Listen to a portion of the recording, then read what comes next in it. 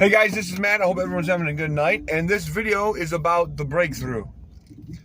Everyone, all of us, the good work is started and it's finished. So the true gospel is becoming a new creation. It's a good work that started and can finish unto the day of redemption. Hence why it says these are the first fruits that were redeemed first from the earth for the Lamb and the Father. So if it's a good work is started and completed, it's an ongoing process. And during this process, we become more Christ-like.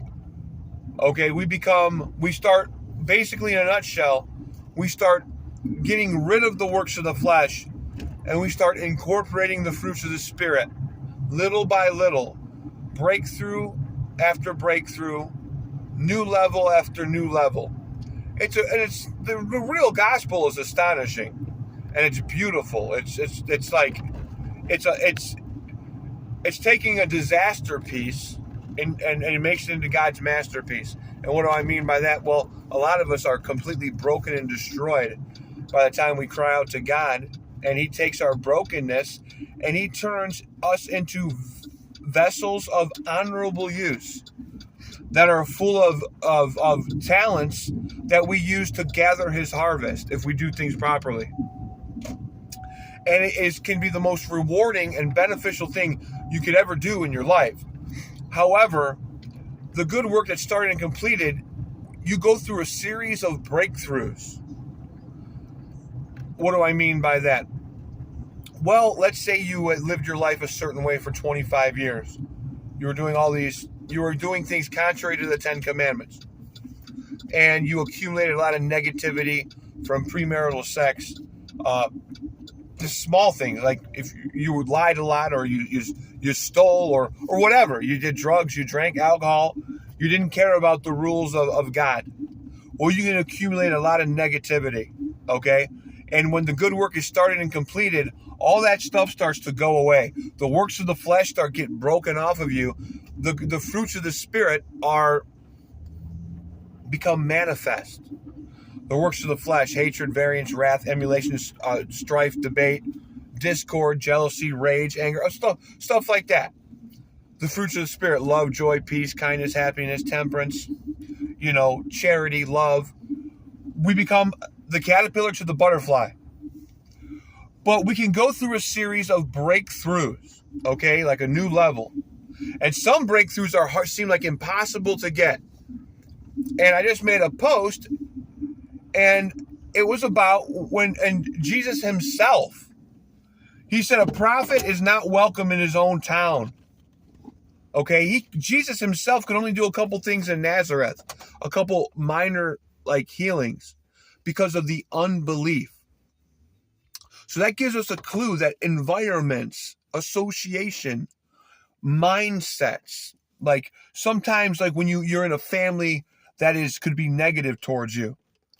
And this is why He said, he's like, I didn't come, I come, He brought division, because this is why. And you have to understand what He's meaning by this. Because if you're a person trying to gain new life, get the gospel, become a new creation, but you're around basically a bunch of, let's say, negative Nancy's, people who have no faith. They don't have that childlike faith. It can happen. A miracle can really happen. You're around a bunch of people who are, let's say, they're overly religious and they're just negative. And it's and you're around a lot of them. You don't understand how toxic and poison that is. Bad association spoils useful habits. Okay? Two cannot walk together lest they agree. So if you have let's say, we'll just make up a name. You have little Bobby over here, and he wants to become a new creation. He's starting it. But in Bobby's house, let's say they were part of an organized religion. They don't believe in the gifts of the Spirit. They don't believe in the miracles. And he's always around that. And his friends are the same way. His breakthrough is going to be next to impossible to get through. It's going to be, maybe I should say, it's going to take a lot longer than it should. Or maybe even close to impossible. So sometimes God will take you, and He takes us, and He puts us into an isolation phase, a wilderness, where we start working with him one-on-one. He starts to subtly communicate with us. He starts showing us how we got to where we were in our life when we cried out to him, and he shows you, well, you were breaking my law, his commandments, because, if you love him, keep his commandments. Well, you were fornicating all the time. Well, you lied a lot. Well, you were having fits of rage. Well, you were drinking. You were doing all these things. You have all this negativity in you, and you're around all these people of unbelief. He'll take you and put you on a proverbial island where he'll start teaching you, and you call upon his name. You're baptized with him and in spirit, and his spirit comes to live inside you, and he starts that good work. And once he starts the good work, he'll finish it. But the importance is, and this is why we have to hearken unto God, and this is why it's important to listen to things where it says, two cannot walk together unless they agree. Okay? Bad association spoils useful habits. Because if you're really serious about your faith, you're really serious about becoming a more like Christ and less like ourselves, sometimes you have to, almost leave things behind. And sometimes you can be in relationships or just around certain people that are a detriment to your healing. They're a detriment to your healing. They're a detriment to your faith level, because without faith, it's impossible to please God. And according to your faith, so it shall be given to you. So let's review that. Without faith, it is impossible to please God. According to your faith, it will be given to you. Okay? That is colossal. Two cannot walk together lest they agree. So if you're around a bunch of faithless people, and we are told, unless you have the faith like a child, you will not enter the kingdom of God. Do you remember what it's like as you're a kid? Like, you really thought, like, if you were looking all over for like a mirror, like you just had that childlike innocence and faith, like anything could happen when you're a kid. You believed the world was an open book.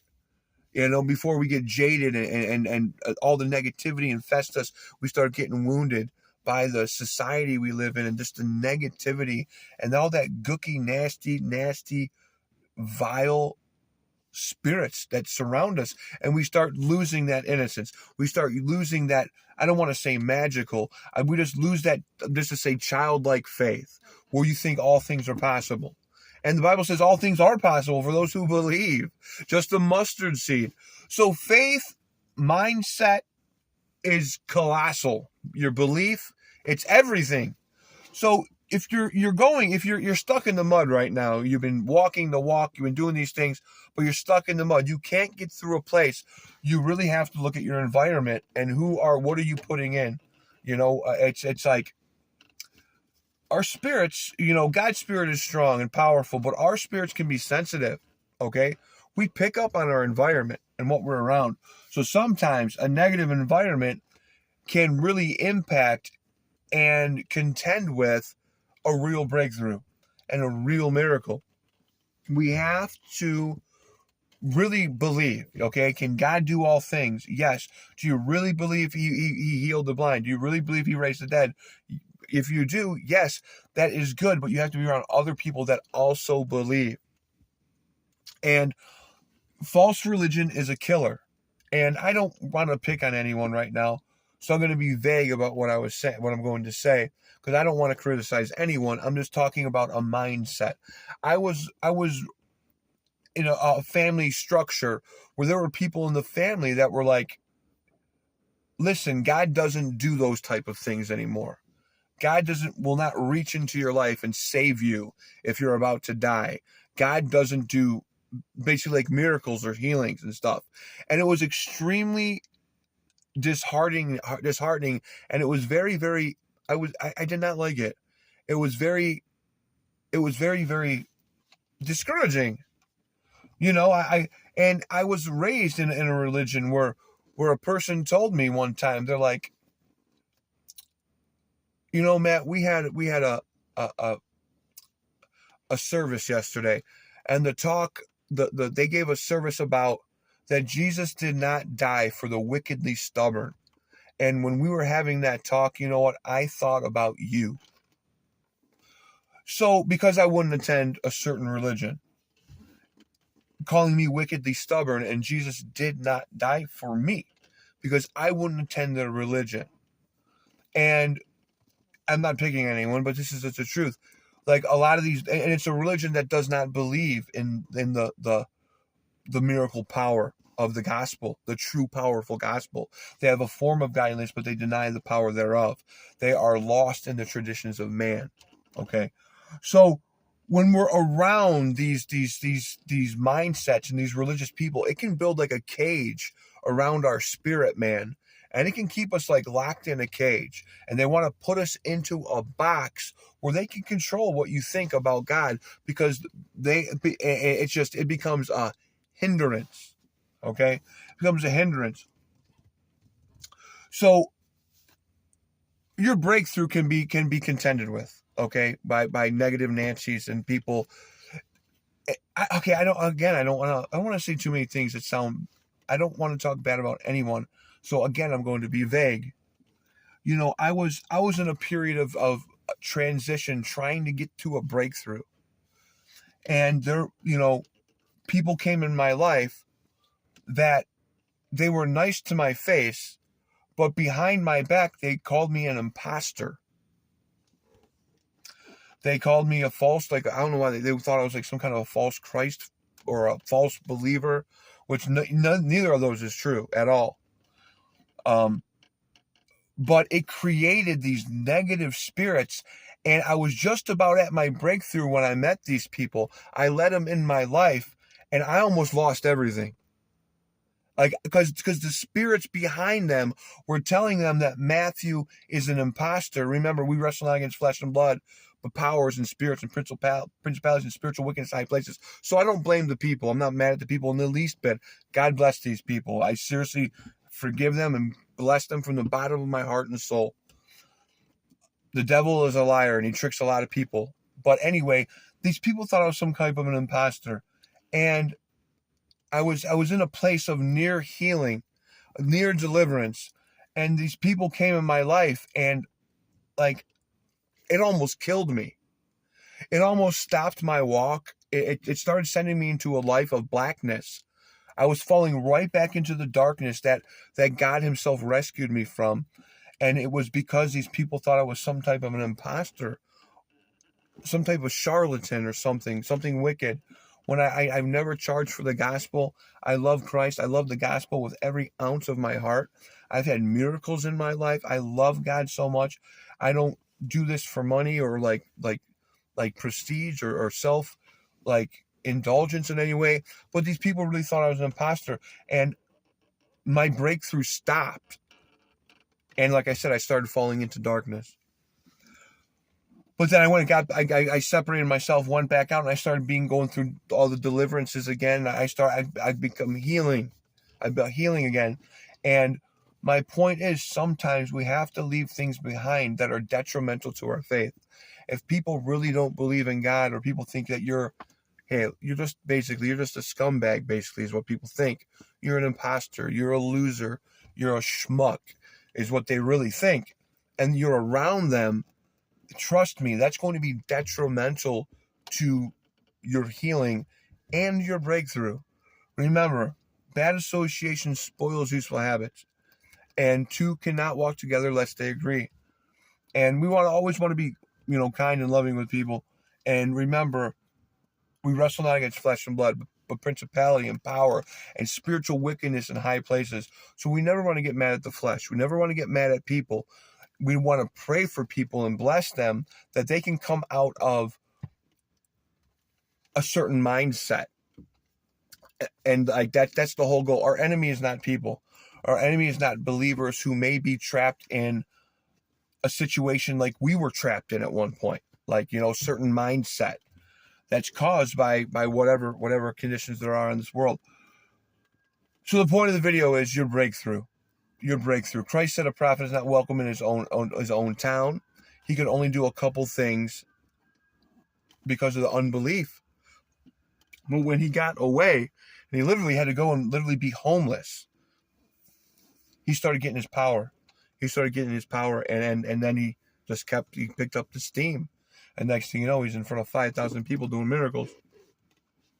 So sometimes you have to be taken out of your situation and be around people who believe.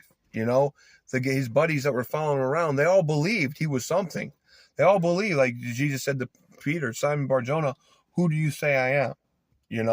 And they were all a positive influence to him. So when he got away from the people that were a negative influence to him, and he started getting around people that were actually believed in him, his power was immense. he was doing astonishing things. So it's like we have to look at that and see, like, what we could be in a similar situation. We could be in our old hometown where everyone doesn't believe.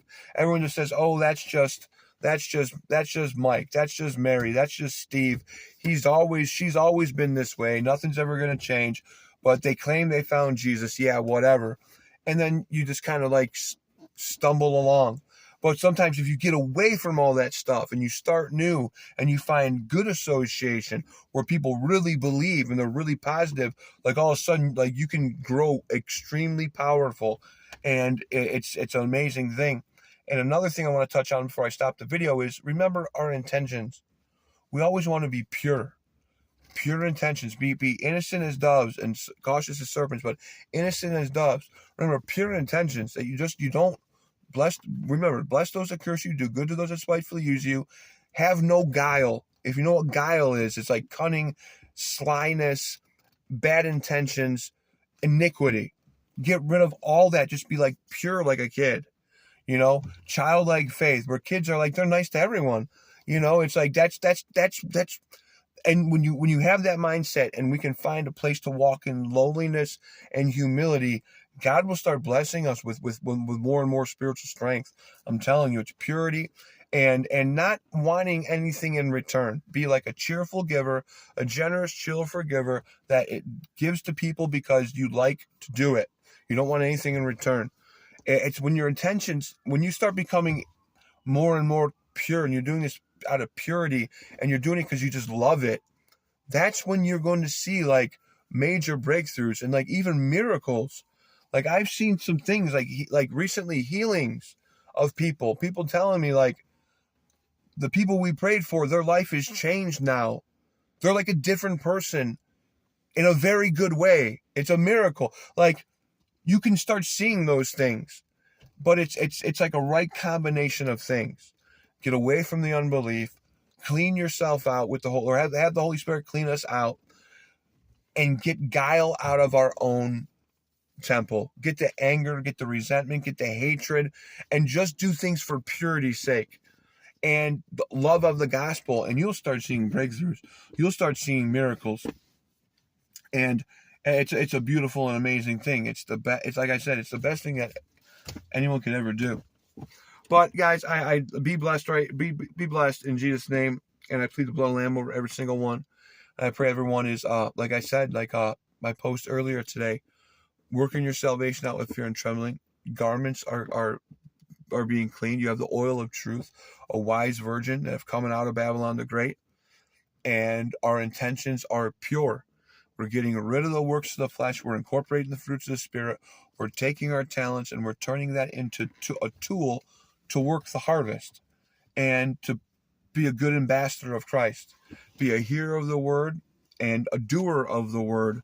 And if we're called to be a teacher of the word, and just remember we want to be a benefit to everyone we come in contact with, a positive, not a negative. Be a blessing and not a curse, and just be good ambassadors. Jesus said, "You are a city on a hill. You are light. Let your light shine before men, and your good works shine, so you can glorify your Father in heaven." We got to think of ourselves as ambassadors. What would you if imagine like Christ is standing over your shoulder at all times, and like imagine that. Are you being a good ambassador for him, or are you being a bad one? And remember, it's a good work that started and completed. Many people, we might have a rough start. Our zeal might consume us. We might make some blunders and this and that, but we keep on going. We keep on learning, and it's like a program. It's a program, and it's astonishing. It's amazing, and it's all about becoming that butterfly. You go from a caterpillar to a butterfly, and it's a learning thing. Every single day, we're learning more and more. It's a development type thing.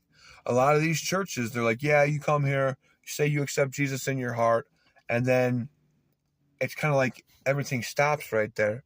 Is there any advancement? I wonder. Is there advancement? Is there development? Is there breakthroughs? Is the life changing in a positive way?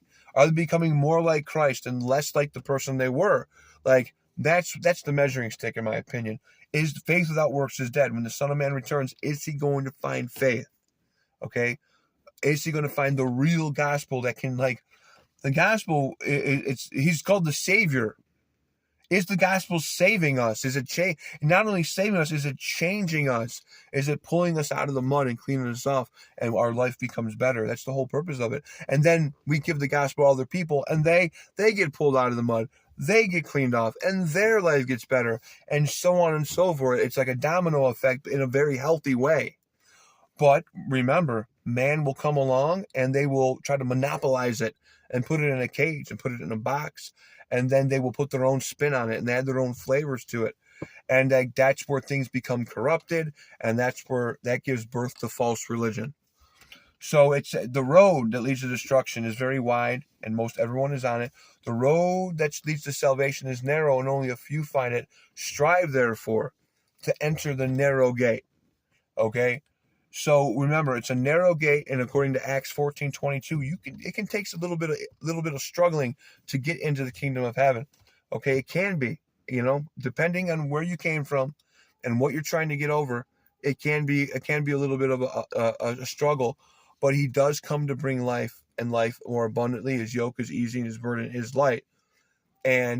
But it's a process, okay? It's a process. It's a beautiful process, and it's not just as simple as people want to make it out to be. And trust me, we're saved by faith through grace alone. Yes, of course. Jesus said it was finished. He did it all. But it's a beautiful work. It's a program. It's a metamorphosis.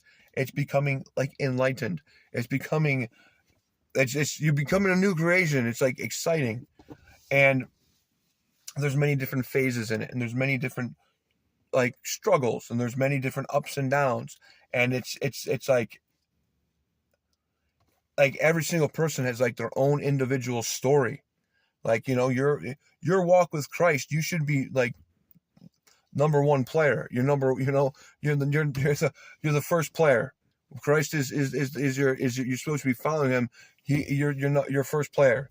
And it's all, and it's like, it's amazing. It's amazing, and it's a great and very rewarding journey, but it can be arduous. It can be tough. It can be, you might have to push. You might have to struggle. You might have to give some things up, but it's the passion of the Christ. Okay. It's the passion of the Christ, and to follow him. It's amazing. Once you get it. And like, I think I am in it started for me in 19, right before the sickness came out and the hokey pokey came out. That's when I came to life in the gospel. And I'm in my 5th year, and trust me, there were times where it was dark times. There were times, that's a whole nother video. But the light is breaking forth, and I'm feeling absolutely wonderful on a daily basis. I feel like I'm making stride. I'm striving, like I'm becoming very healthy, mentally, emotionally, physically, spiritually, and closer to the source of all creation. And that's all of our goals. That's what we want to do. We want to become more healthy, but we can, like I said, we can have some problems. We can struggle. We can have our Job type moments. We can't have our Jacob moments. You know what I'm saying? Where we wrestle with God, and we even wrestle with ourselves. But it's not easy, but nothing is a great reward. So sometimes it takes a little bit of pushing. If you want to go to the gym, you want to come get in really good shape, become really, really strong, it takes some work. And don't think I'm trying to say this is a works-based salvation. It's like there's such an ugly argument online. We're saved by works. No, we're saved by grace and faith alone. And then people cockfight, basically. Just go back and forth, and all these divisions, and people are ready up in arms to kill each other, when neither of them understand what the process is, obviously. If you're sitting here arguing with someone, you can lose your salvation. It's once saved, always saved, or you can lose it, blah, blah, blah, and you're fighting about it. I'm saying in a very nice way, you need to re-examine your relationship with God and your walk with Christ. And what is your faith doing for you? Because that shouldn't even be, I mean, I don't even want to say that shouldn't, you should be focused on, you should be enamored and engrossed in the beautiful process of becoming a new creation and becoming new like Christ. That you're like, what are you talking about? Losing my salvation? It's ups and downs in this thing. I learn not to sin. When I get delivered, I become more like Christ. And it's like, it's a beautiful thing. But people want to get in crazy arguments. Oh, we're saved by faith through grace. No, it's works. You can use your salvation. No, you can't. And then people are fist fighting basically online through the comment section, or God forbid, wanting to kill each other. It's just, it's like, no, it's just, you know, I don't want to ever sound negative or what, but I just like, sometimes I think that a lot of people, like, I don't even want to say it the way it just might come out the wrong way. A lot of people, I think, I'm like, who are you following? If people like, are you really following Christ? You know, I don't want to sound like that, because it's a beautiful, amazing, astonishing process of a journey of epic proportions, of struggle, of reward, of breakthrough, of loss, of gain. It's like a movie. It's like your own movie. Your own walk should be, in my opinion, your own walk should be epic, in my opinion. It should be epic. You should have a testimony. And it's all according to your faith, it shall be given to you.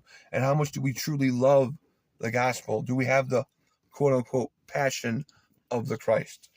So that's the last thing I'm going to say to you and all of us, because do we have the passion of the Christ? All right, guys, be blessed.